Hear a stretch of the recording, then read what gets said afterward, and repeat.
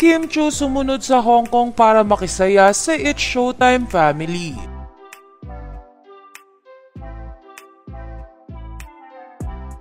Maraming madlang people lang nagtataka kung bakit hindi kasama si Chinita Princess sa vacation trip ng It's Showtime host sa Hong Kong.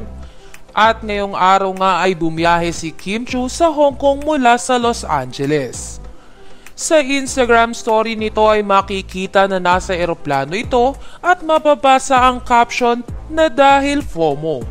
Ang ibig sabihin nga ng FOMO ay fear of missing out.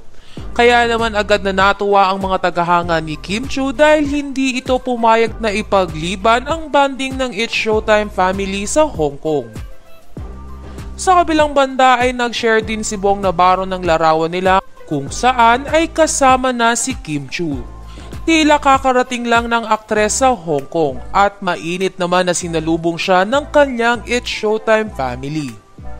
Samantala, inaasahan naman ng solid showtimers na mas lalong magiging masaya ang bakasyon ng It's Showtime family sa pagdating ni Chinita Princess. Matatandaan na sobrang saya kagabi ng buong It's Showtime sa isang sikat na bar sa Hong Kong.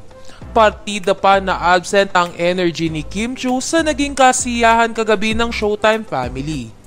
Gayunpaman ay hindi pa tukoy kung hanggang ilang araw ang It's Showtime family sa naturang bansa. Ngunit kailangan nilang bumalik sa Pilipinas bago mag-October 28 dahil nga ito ang araw na inaabangan na pagbabalik ng It's Showtime sa pananghalian na kung maaalala ay isang malaking pasabog ang gagawin ng mga host sa opening ng It's Showtime.